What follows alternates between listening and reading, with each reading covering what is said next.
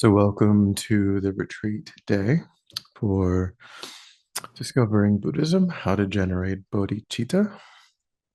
So, if you've looked at the practice booklet for this module, there are 7 meditations in that booklet. 3 of them, though, are, well, 4 of them are um, further, deeper explorations of contemplations that you find in other of the meditations. So we won't be doing all 7. We don't have time to do 7 meditations in one day. We'll do 4 of them, 2 in the morning, 2 in the afternoon, and um, as I said, we'll touch on all 7 in doing that, because you find that some of them are just deeper, more detailed uh, ways of meditating on the things that you find in what we will be covering. So you'll still have a baseline for going, more deeply into those practices. The one piece of housekeeping, aside from that, is that I don't know if Venerable Sewang mentioned anything. We talked a little bit about this requirement that's part of this module only for those who wish to be fully certified in the module, which maybe 3 or 4 of you might be interested in. If you're not interested in being fully technically certified, if you just want to do the meditation, then that's fine. But if you're doing the quiz and you want to be actually fully certified, in this module, FPMT does require that you participate in an animal liberation event. It doesn't require that you yourself personally, individually perform an animal liberation event, just that you participate in one. And it can be at any time. It doesn't have to be, it in the immediate future, just at some point before you submit everything at the end, because also if you're not going to do module 14 with all of that, and it's really just for submitting when everything is complete. So you've got a lot of time. We may likely do that at some point in the next, year, 2 years, 3 years. That may or may not be helpful, depending on where you are. But if you're interested, then it might be something to be on the lookout for in your area. FPMT does have a text, if you did want to, do it yourself. Um, it is technically possible, but that's just something to keep in the back of your mind, to be on the lookout for. Okay. So an animal liberation event is basically where a group of people generally purchase some sort of sentient being who otherwise, the purpose of which otherwise would be to be killed, and to do certain prayers, for those sentient beings, and then to release them in a safe space. Oftentimes, people will use worms from a bait shop, for that sort of thing, or crickets from a pet store, live, because live crickets can be a food source for. So if it's a sentient being who's sort of destined to be killed for some reason, then you would do prayers and so on, and then find a safe space. Of course, they'll still die because they're sentient beings. They're not making them immortal, but you're extending their life, and more importantly, before they die, they receive the prayers, the blessings of the prayers that are offered for them, and then you do your best to find a safe area to release them and hopefully live out more of a normal lifespan for them than they might otherwise be destined for. That's the kind of philosophy of an animal liberation event. So, but we'll go ahead and get started for today.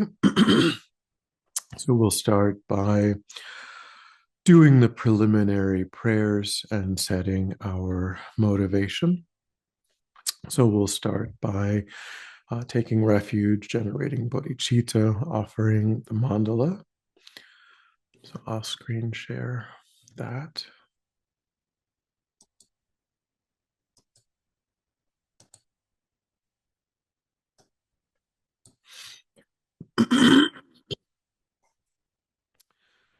I take refuge until I am enlightened in the Buddha, the Dharma, and the Supreme Assembly. By my merits of generosity and so forth, may I become a Buddha in order to benefit transmigratory beings. I take refuge until I am enlightened in the Buddha, the Dharma, and the Supreme Assembly. By my merits of generosity and so forth, may I become a Buddha in order to benefit transmigratory beings. I take refuge until I am enlightened in the Buddha, the Dharma, and the Supreme Assembly. By my merits of generosity and so forth, may I become a Buddha in order to benefit transmigratory beings.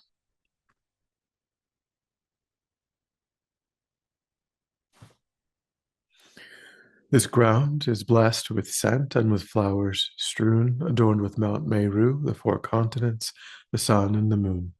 Transformed as a pure land and offered, may all wandering beings enjoy this Buddha land.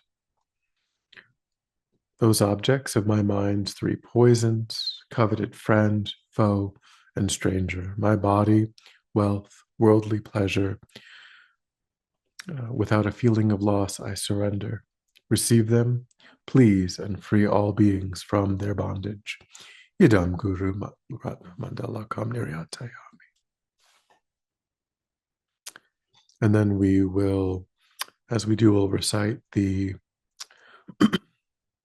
foundation of all good qualities twice. We'll recite it once, going all the way through, and then we'll recite it again, pausing at the point where we reach the topic that we're meditating on. So the first recitation is to familiarize our mind with the stages of the path. The foundation of all good qualities is the kind and perfect pure Guru. Correct devotion to him is the root of the path. By clearly seeing this and applying great effort, please bless me to rely upon him with great respect. Understanding that the precious freedom of this rebirth is found only once is greatly meaningful and is difficult to find again. Please bless me to generate the mind that unceasingly day and night takes its essence. This life is as impermanent as a water bubble. Remember how quickly it decays and death comes. After death, just like a shadow follows the body, the results of black and white karma follow. Finding firm and definite conviction in this, please bless me please bless me always to be careful to abandon even the slightest negative action and accomplish all virtuous deeds. Seeking samsaric pleasures is the door to all suffering. They are uncertain and cannot be relied upon. Recognizing these shortcomings, please bless me to generate the strong wish for the bliss of liberation. Led by this pure thought, mindfulness, alertness, and great caution arise. The root of the teachings is keeping the pratimoksha vows. Please bless me to accomplish this essential practice. Just as I have fallen into the sea of samsara, so have all mother transmigratory beings. Please bless me to see this, train in supreme bodhicitta, and bear the responsibility of freeing transmigratory beings. Even if I develop only bodhicitta, but I don't practice the three types of morality, I will not achieve enlightenment. With my clear recognition of this, please bless me to practice the bodhisattva vows with great energy. Once I have pacified distractions to wrong objects and correctly analyzed the meaning of reality, please bless me to generate quickly within my mind stream the unified path of calm abiding and special insight. Having become a pure vessel by training in the general path, please bless me to enter the holy gateway of the fortunate ones. the supreme Vajra vehicle. At that time, the basis of accomplishing the two attainments is keeping pure vows and samaya. As I have become firmly convinced of this, please bless me to protect these vows and pledges like my life. Then, having realized the importance of the two stages, the essence of the Vajrayana, by practicing with great energy, never giving up the 4 sessions, please bless me to realize the teachings of the Holy Guru. Like that, may the Gurus who show the noble path and the spiritual friends who practice it have long lives. Please bless me to pacify completely all outer and inner hindrances. In all my lives, never separated from perfect Gurus, may I enjoy the magnificent Dharma. By completing the qualities of the sages and paths, may I quickly attain the state of Vajradhara. And then we'll go through it again up to the stanza on Bodhichitta. The foundation of all good qualities is the kind and perfect pure Guru. Correct devotion to him is the root of the path. By clearly seeing this and applying great effort, please bless me to rely upon him with great respect. Understanding that the precious freedom of this rebirth is found only once is greatly meaningful and is difficult to find again. Please bless me to generate the mind that unceasingly day and night takes its essence. This life is as impermanent as a water bubble. Remember how quickly it decays and death comes. After death, just like a shadow follows the body, the results of black and white karma follow. Finding firm and definite conviction in this, please bless me always to be careful, to abandon even the slightest negative action, and accomplish all virtuous deeds. Seeking samsaric pleasures is the door to all suffering. They are uncertain and cannot be relied upon. Recognizing these shortcomings, please bless me to generate the strong wish for the bliss of liberation. Led by this pure thought, mindfulness, alertness, and great caution arise. The root of the teachings is keeping the pratimoksha vows. Please bless me to accomplish this essential practice. Just as I have fallen into the sea of samsara, so have all mother transmigratory beings. Please bless me to see this, train in supreme bodhicitta, and bear the responsibility of freeing transmigratory beings. And that is our topic for this retreat day, training in bodhicitta. All right. So before we move into the first meditation, did anyone have anything that they wanted to just get off their chest right off the bat before some kind of burning inquiry that we don't want to lose sight of?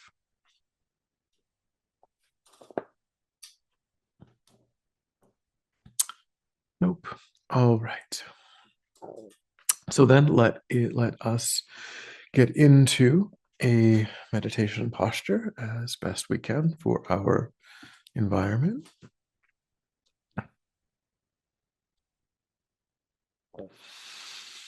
Trying to set ourselves up in a stable, comfortable, upright position.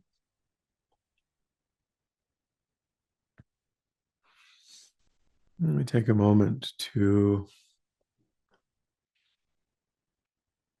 let go of attending to the outside world.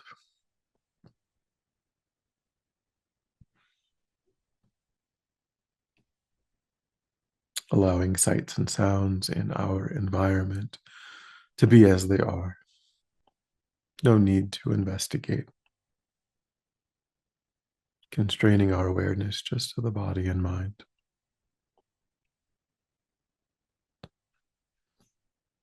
Letting go too of thoughts of the past, plans for the future.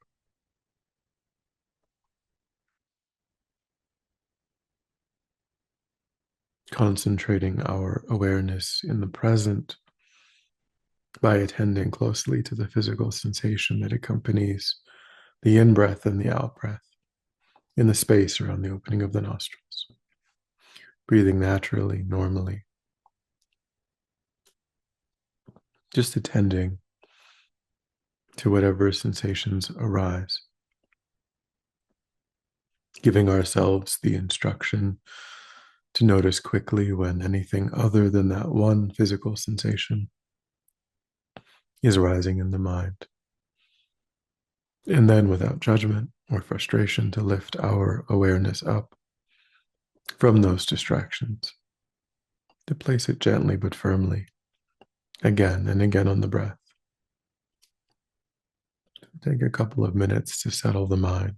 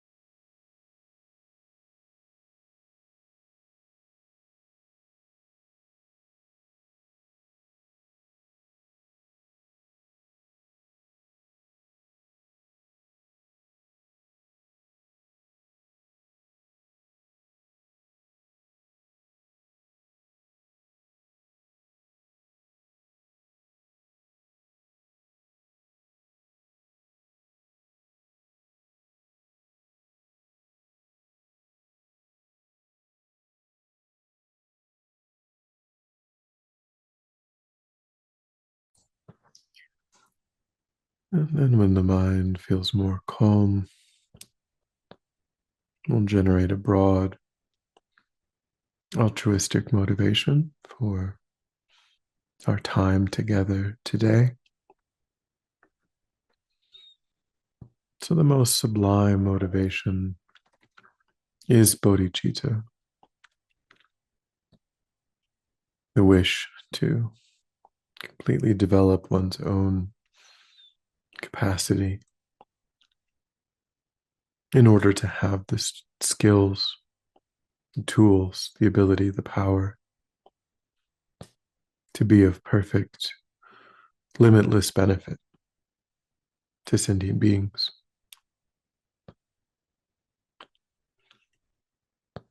And this, in turn, is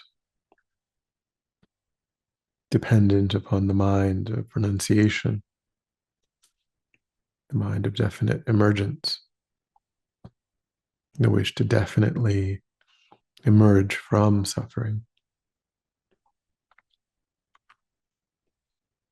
which requires a weariness of samsara,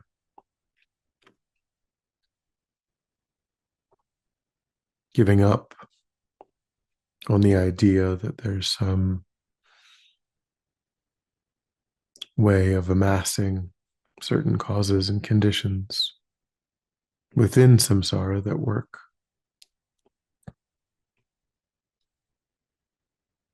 giving up, striving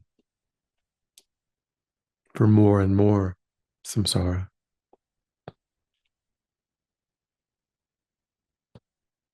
seeing it only as a means to an end. I think I may need a succession of perfect human rebirths to complete the path. That's the only value in continuing to participate in cyclic existence.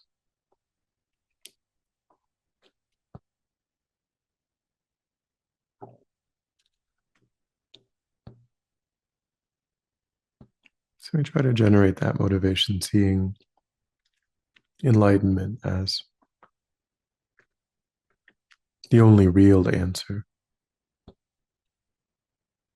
to one's own problems, difficulties, suffering, one's own lack of happiness, genuine contentment, and by extension, the only real solution for all other sentient beings. And all other sentient beings being numberless, wanting to attain that state for their benefit, primarily, is the highest goal to which we can aspire. To try to generate some attitude in that direction.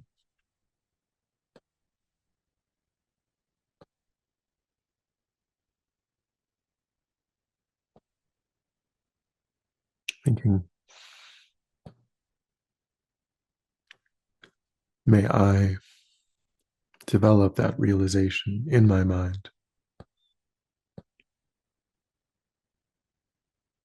Genuine, uncontrived bodhicitta.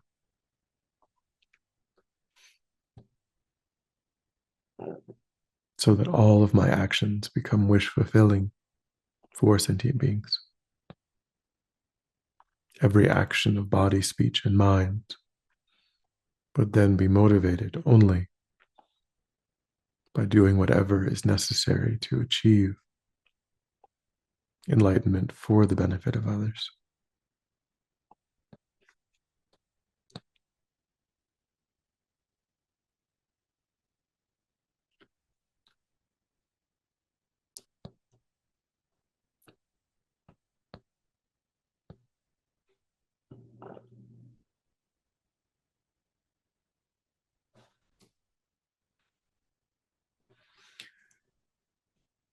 And with that motivation, we will engage in the first meditation for today, which is developing the mind of equanimity,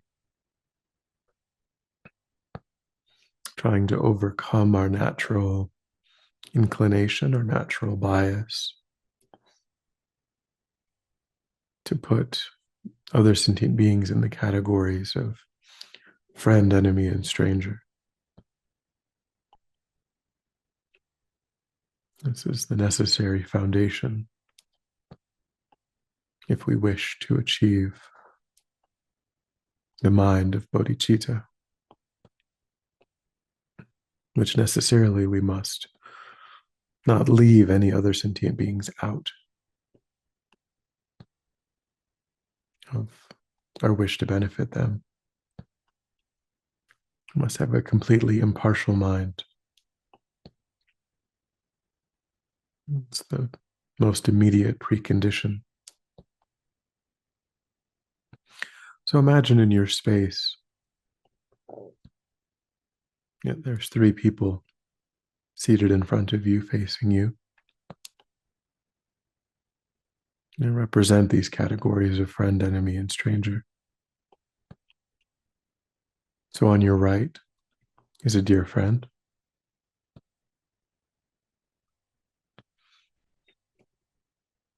In the middle is someone that you've seen in the last day or two on the street, in a store, but that you didn't interact with. They didn't say or do anything. You just noticed that they were there.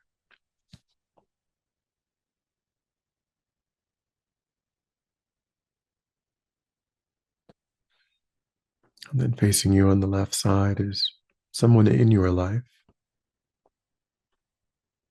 who agitates you, someone with whom you have some difficulty, some conflict. Not the most difficult person you know, but someone who you don't truly fully get along with.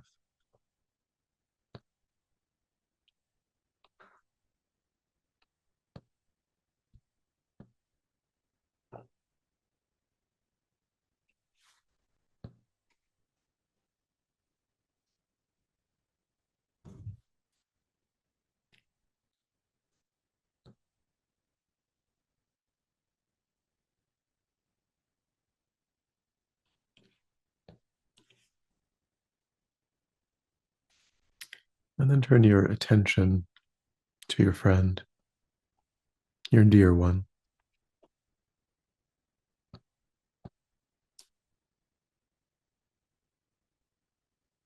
Imagine as if you were looking at them, as if they were there in your room.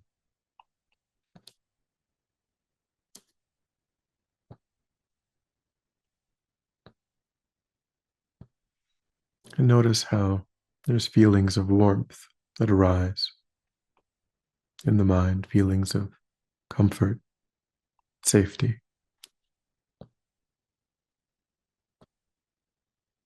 a natural, caring attitude.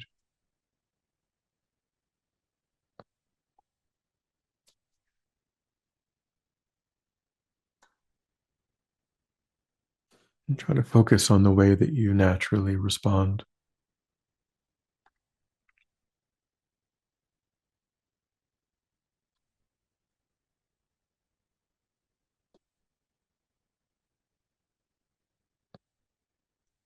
Your interest in their lives,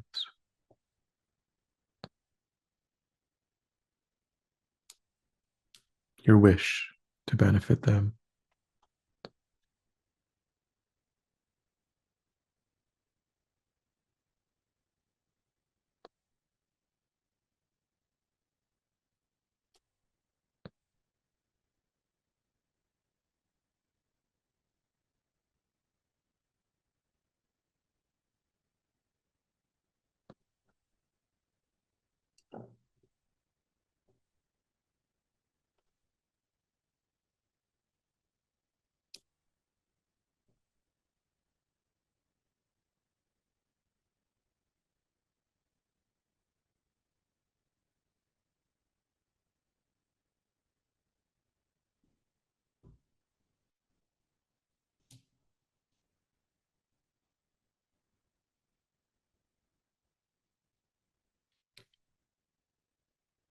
And then move your awareness to the person in the middle, the stranger.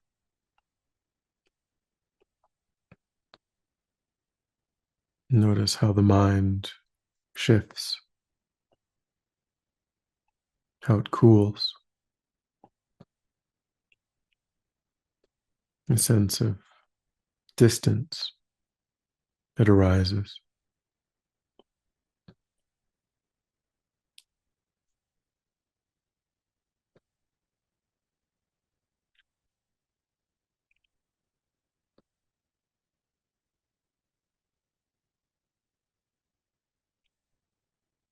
A feeling more of indifference.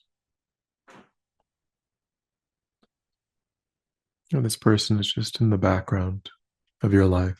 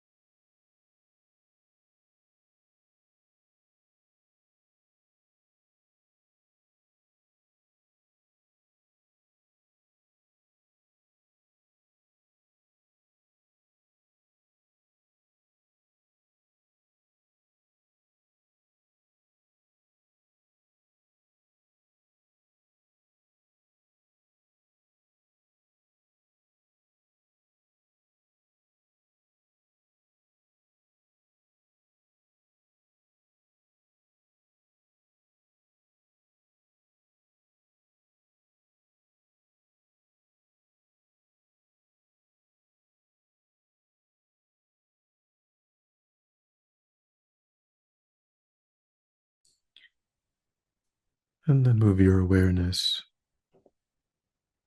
to that difficult person on your left. Notice how aversion begins to arise.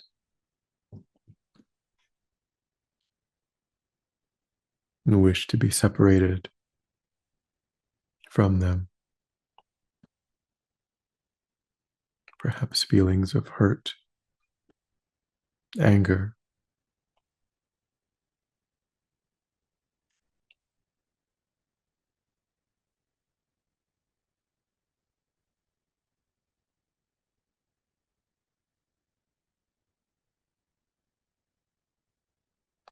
How you find it intolerable to be in the same place.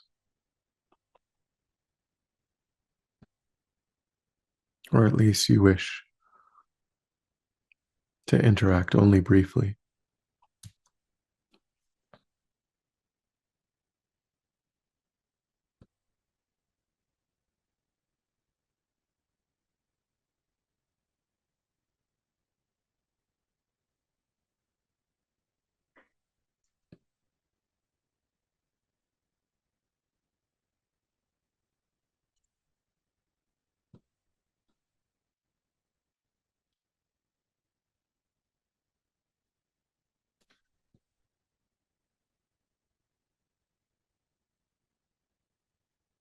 And then move your awareness back to your friend.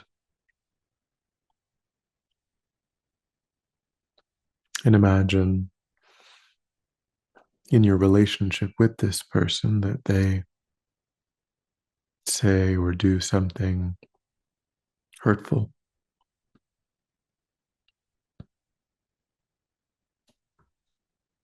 And they betray your confidence, your trust.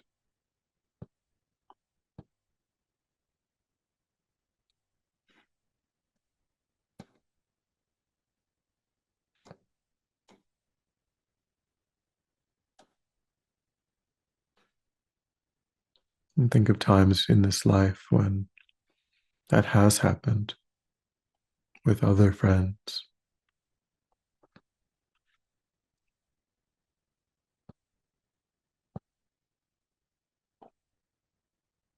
Notice how your inclination is to close off.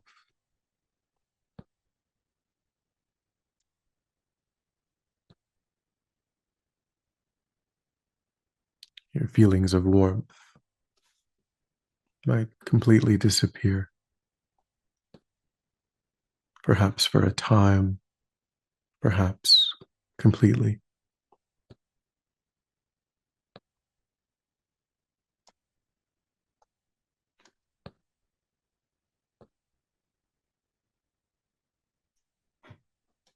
Perhaps instead of wishing them well, you would begin to wish them ill.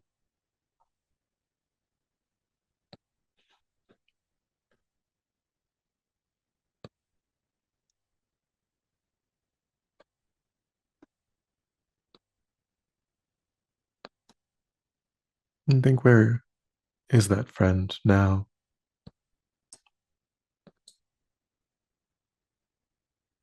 If they could become an enemy.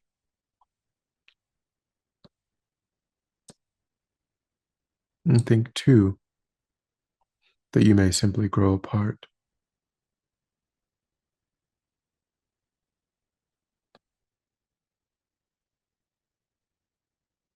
And where is that friend if they can become a stranger?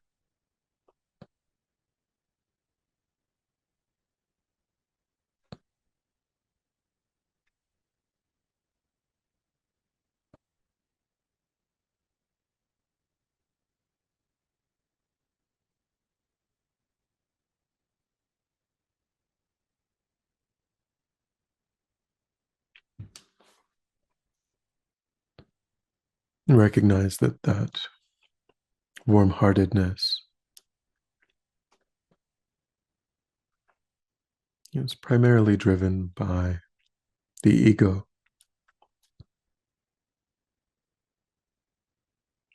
This friend is someone who, over a period of time, often agrees with you, sees things in the same way, is willing to show kindness, show an interest in your life, and you've responded with warmth and kindness.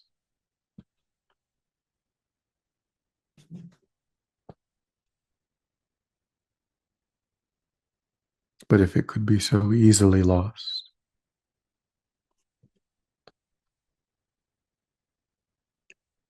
and see it as a very surface level way of relating based on the ego.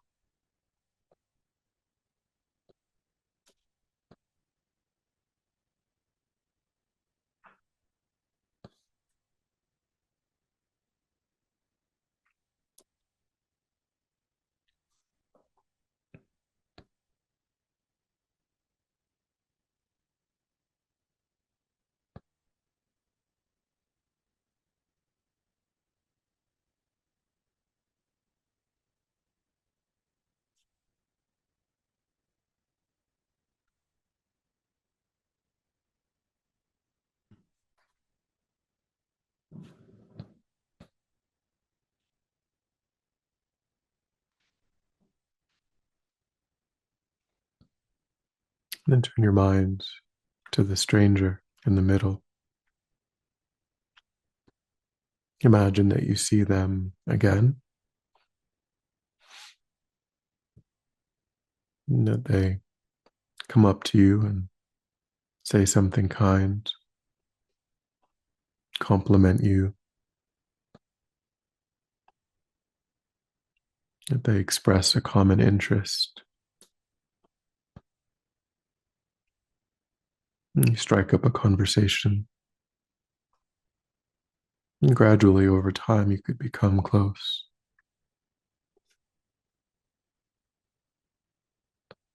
In fact, everyone that you are friends with initially was such a stranger.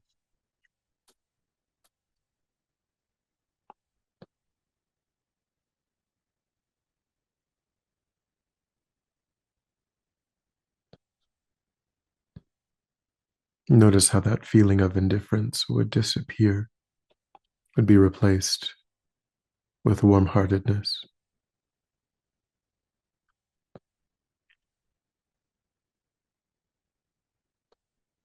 with a willingness to benefit them.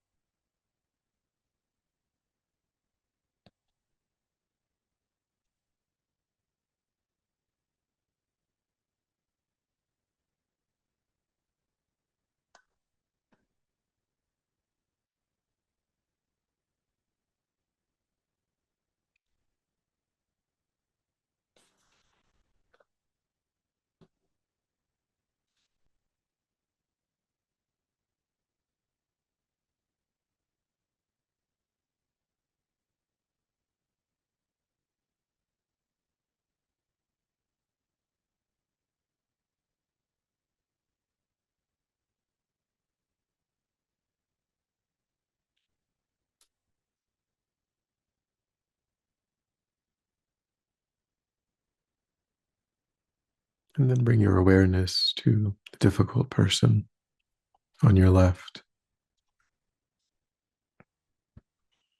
Imagine that they apologized to you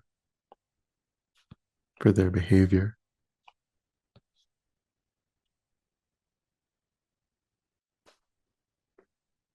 or imagine that you learned more about them. You were able to see them in a different light.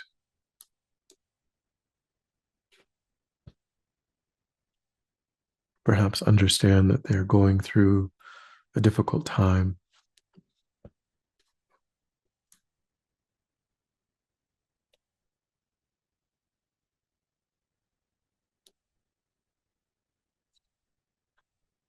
Imagine that they showed an interest in your life.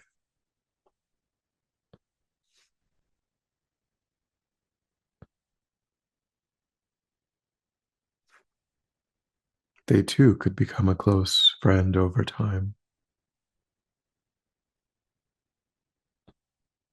And those feelings of aversion would disappear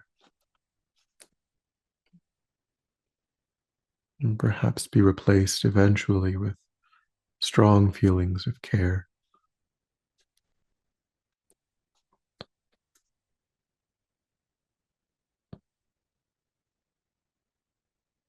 You may have examples in your life of misjudging someone, changing your view.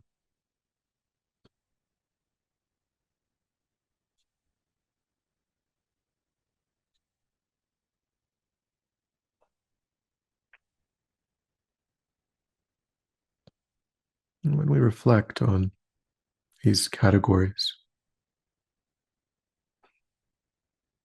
what we see is that we often relate to others only through the lens of what they do for us.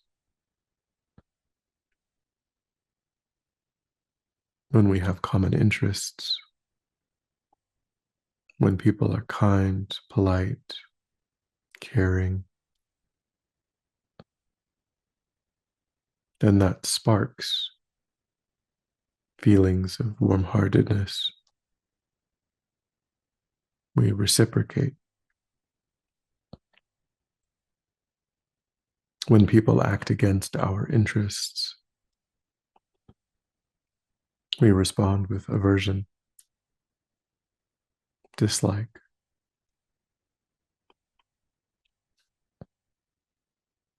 And when people are simply in the background, they've neither helped nor harmed, then we feel indifferent, as if they don't matter.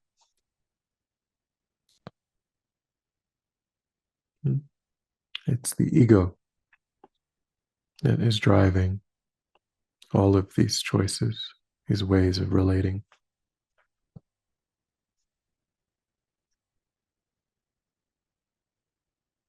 And it's so changeable.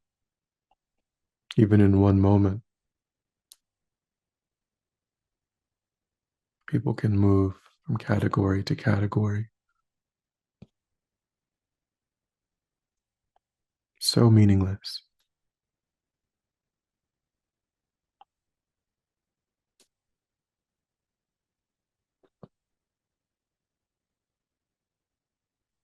I think what all of these sentient beings have in common is simply that they are suffering sentient beings.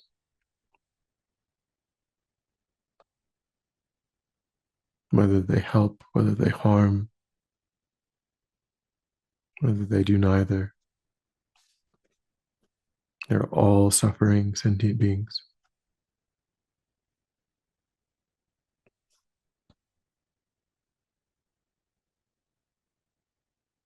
And as suffering sentient beings, they are equally deserving of love and compassion.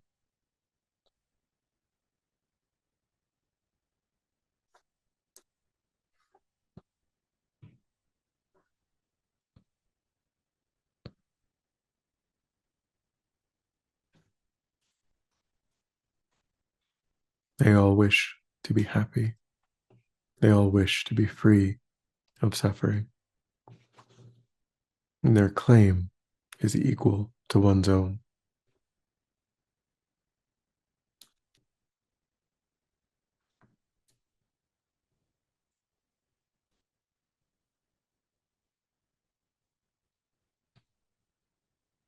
So imagine looking at these three people through that lens,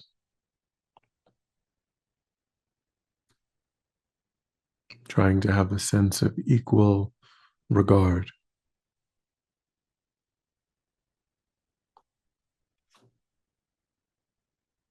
Simply on the basis of their status as a suffering sentient being who wishes to be happy, wishes to be free of suffering, and is deserving of accomplishing their goals.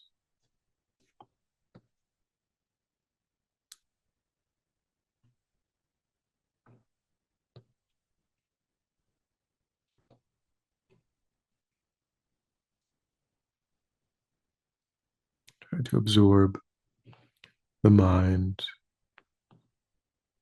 in that way of relating, an equanimous mind without distraction.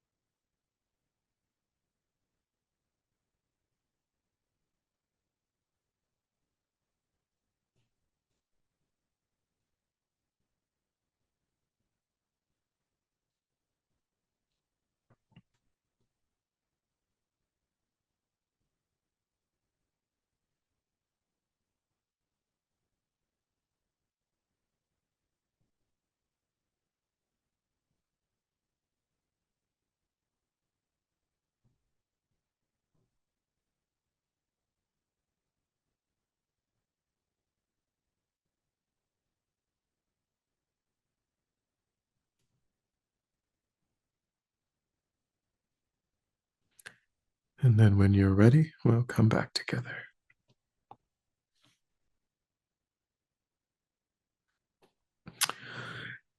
And we'll take a 10-minute break and come back at 11 Mountain Time. All right. Are there any thoughts or questions so far?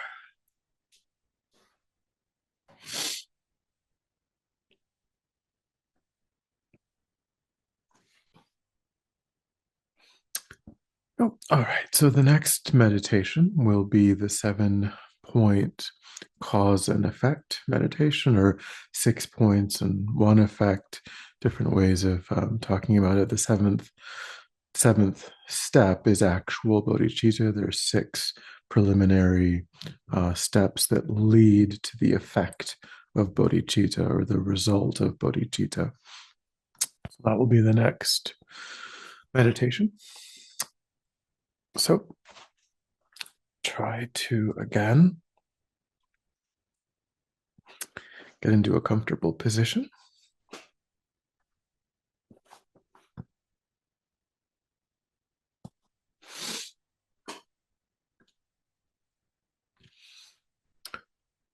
And once more, settle back down the mind as before. by focusing your awareness just on the breath, without controlling the breath, and just staying with the sensations generated by the breath.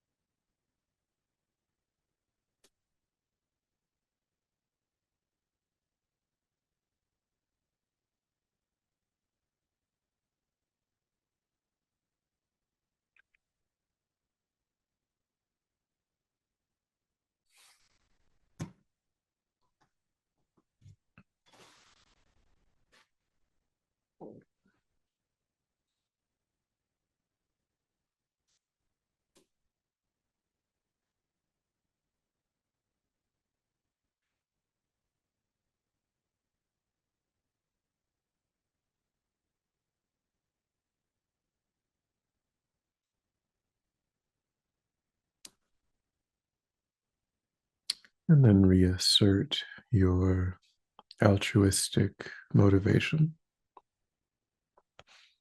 engaging in these meditations in order to be of benefit to others, getting more and more in touch with the nature of your own mind, growing in wisdom and compassion and love,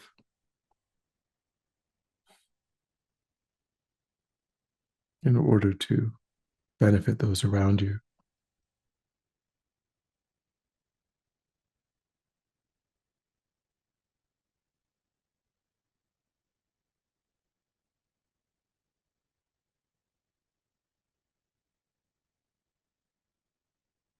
And then recollecting the importance of equanimity as the foundation,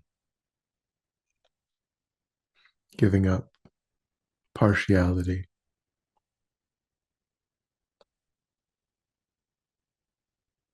understanding that we can't leave even one sentient being out of our field of compassion, love, and kindness.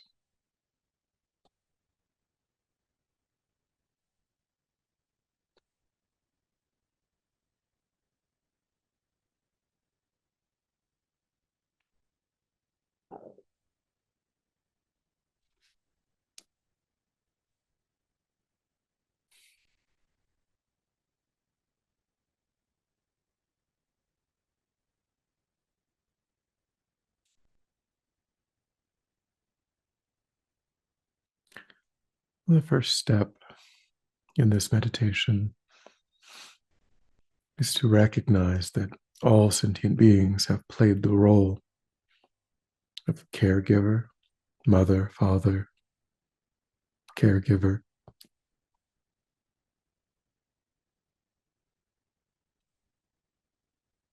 So I think over beginningless, infinite past lives, our own mother in this life has been our mother countless times,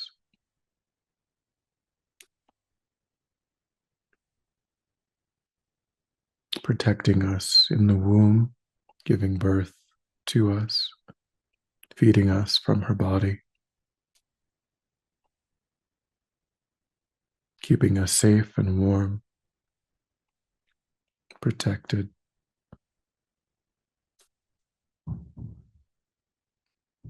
being our first teacher.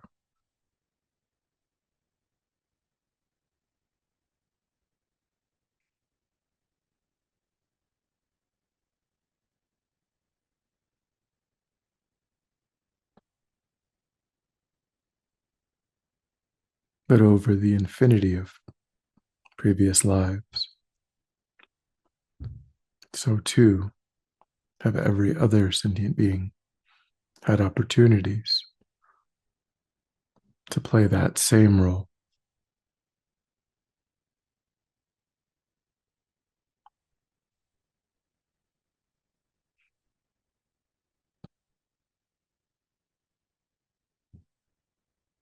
The mind is beginningless, and so there's no first moment, first life.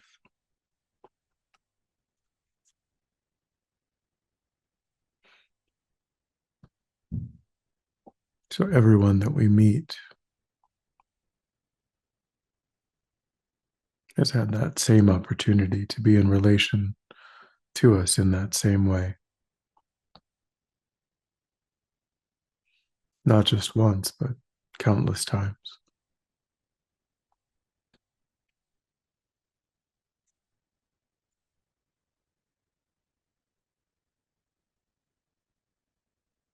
So too every being in every other realm of existence.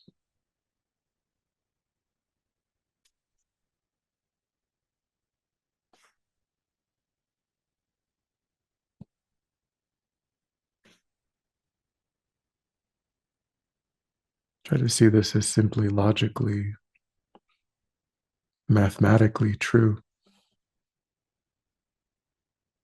given an infinity of previous lives.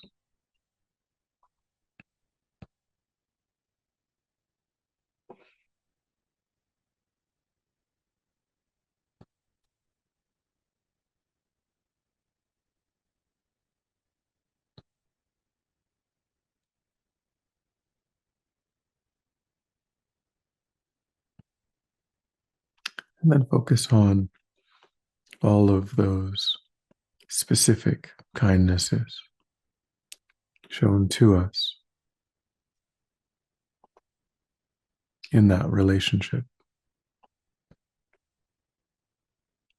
providing us that very life,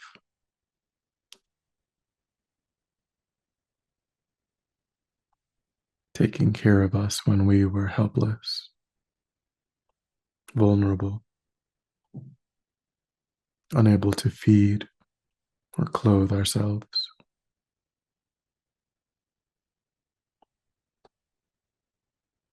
looking after us when we were ill.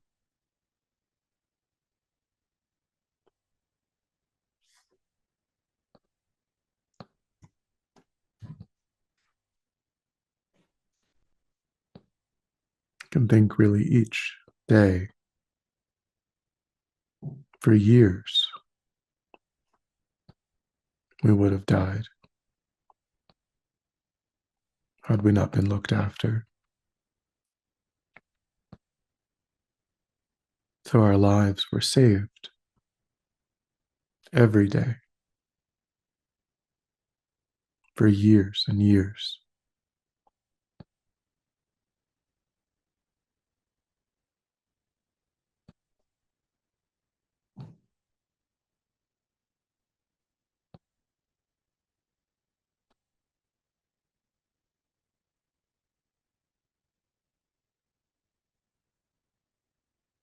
I think that's the kind of kindness shown to us by the mother in this life,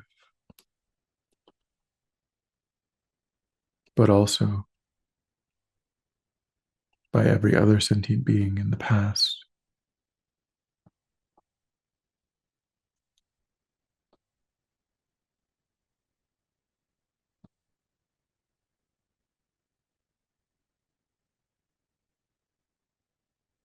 There aren't any sentient beings who haven't shown that kind of kindness to us.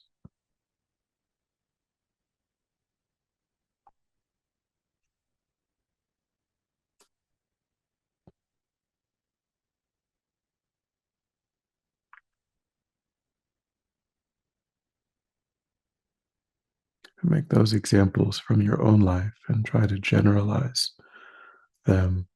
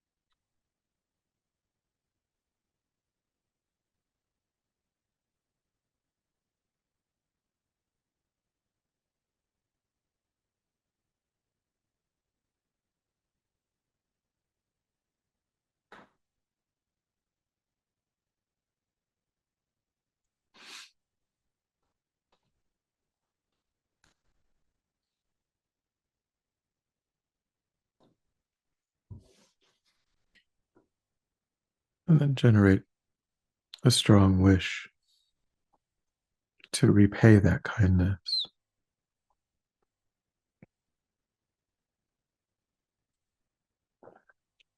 Think that you yourself, having achieved this precious human rebirth with all of its freedoms and endowments,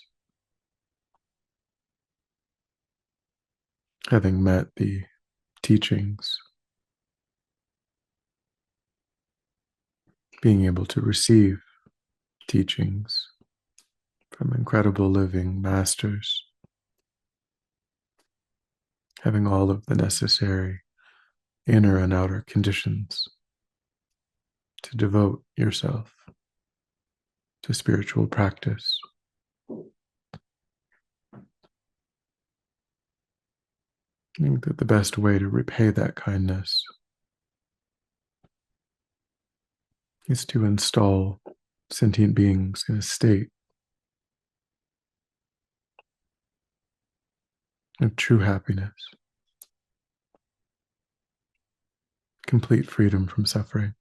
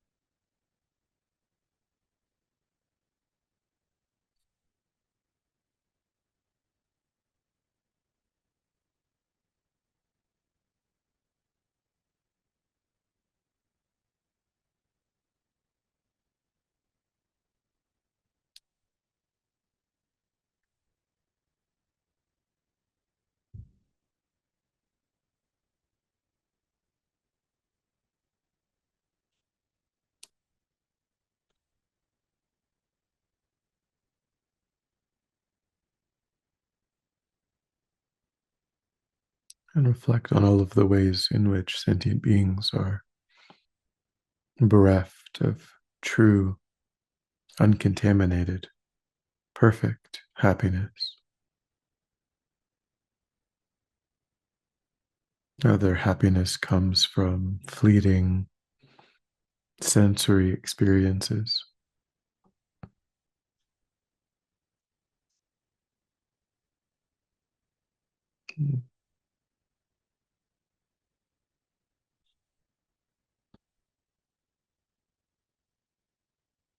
and those experiences are only really in the nature of suffering,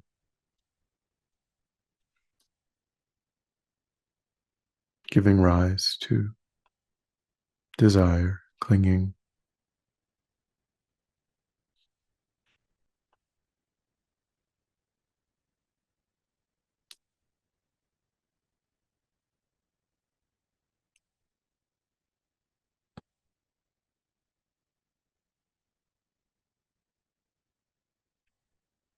generate great love for sentient beings, wishing them to go beyond such limited forms of happiness.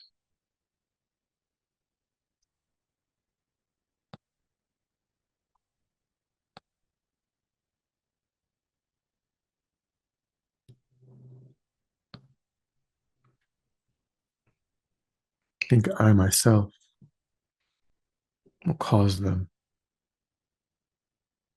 to be truly happy in a pure, uncontaminated way.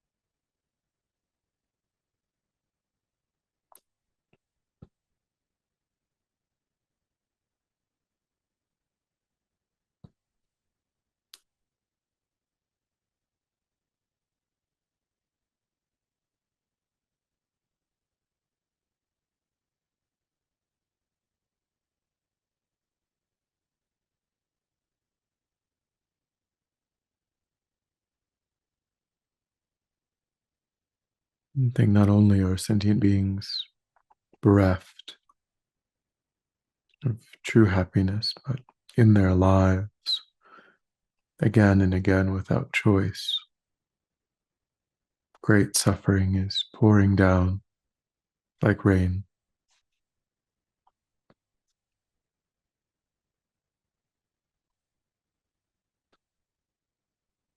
Sentient beings are creating the causes of suffering again and again,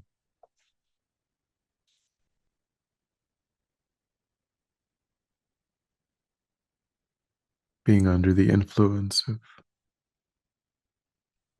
the afflictions, delusions,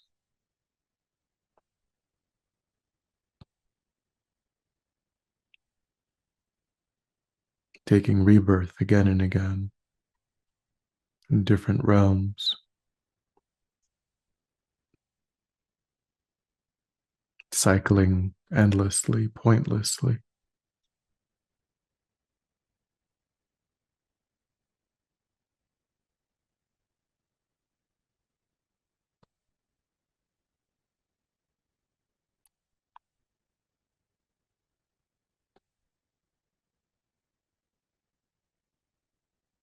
All of the suffering in the lower realms,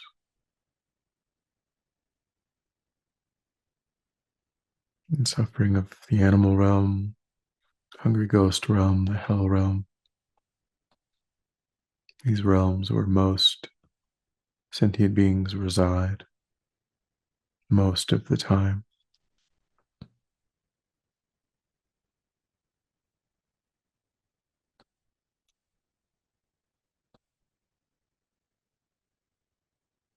Try to feel that it's unbearable that sentient beings suffer in this way. These kind mother sentient beings.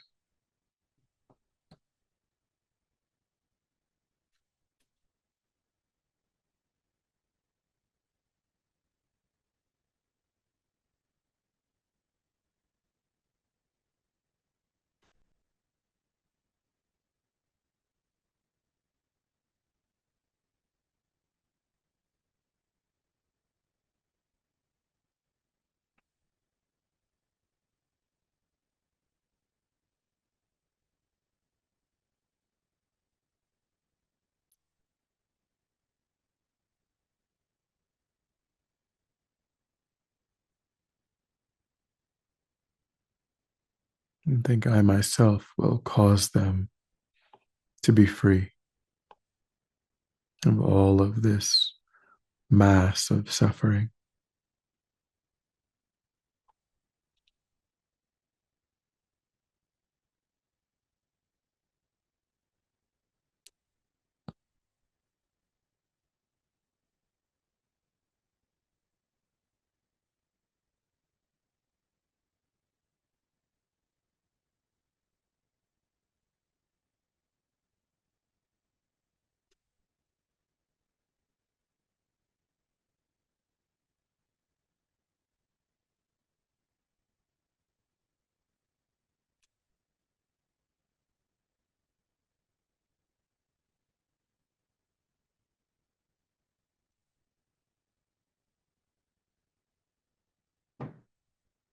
Generate an attitude of personal responsibility toward all sentient beings, all kind mother sentient beings.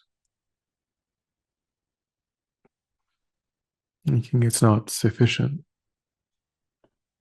to hope, to wish for someone else to do something.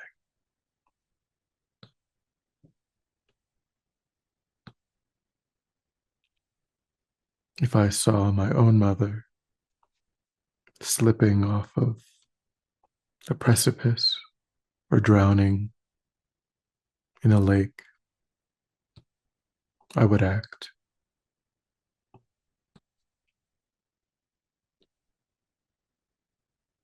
All of my mothers are in such a state,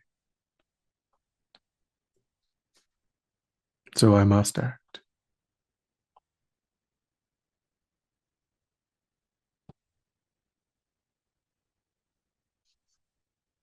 It is my responsibility, even by myself alone,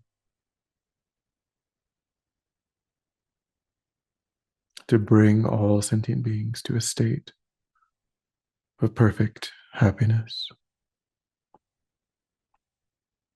complete freedom from suffering.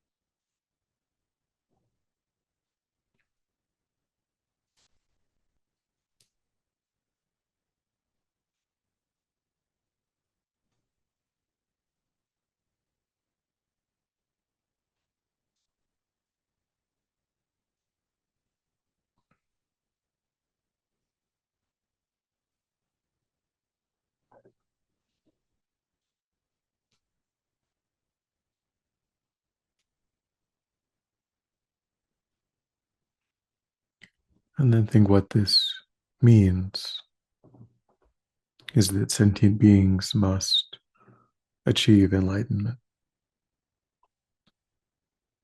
There's no other mechanism for them to be happy, truly happy, for them to be completely free of all suffering. There's nothing else that will work.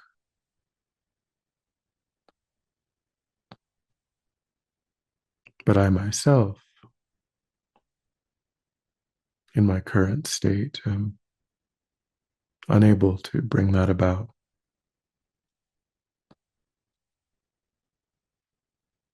I'm not able to provide what I wish for sentient beings. I myself am still under the influence of karma and delusion,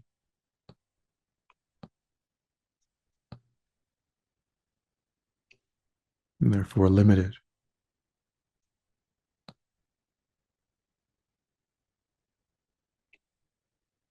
So I myself must achieve enlightenment. I must free myself from karma and delusion so that then I have the ability to bring about this result for sentient beings.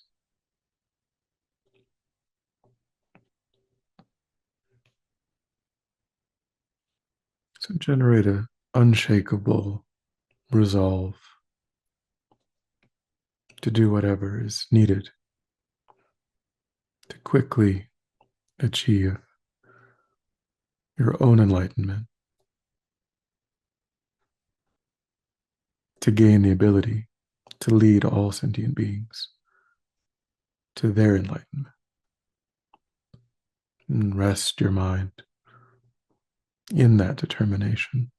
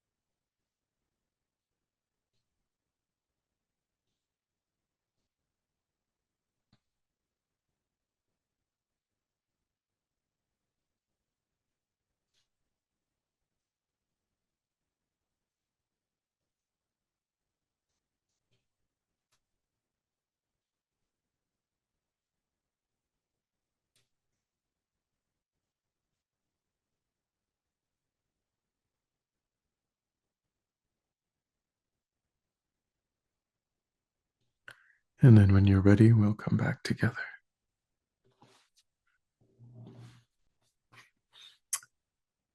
And we'll dedicate.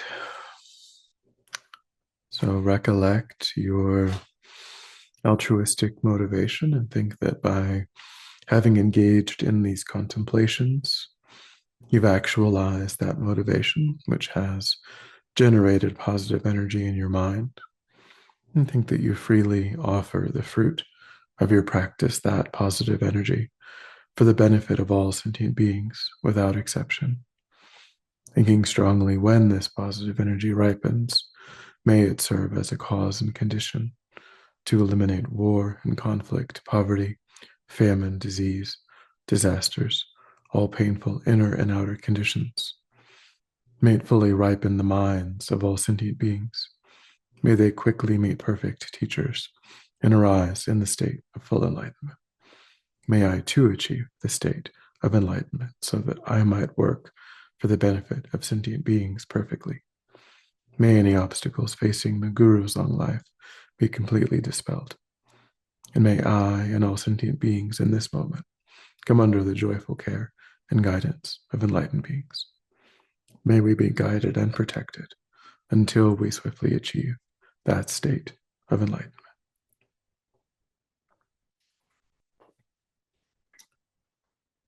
All right. Any thoughts or questions?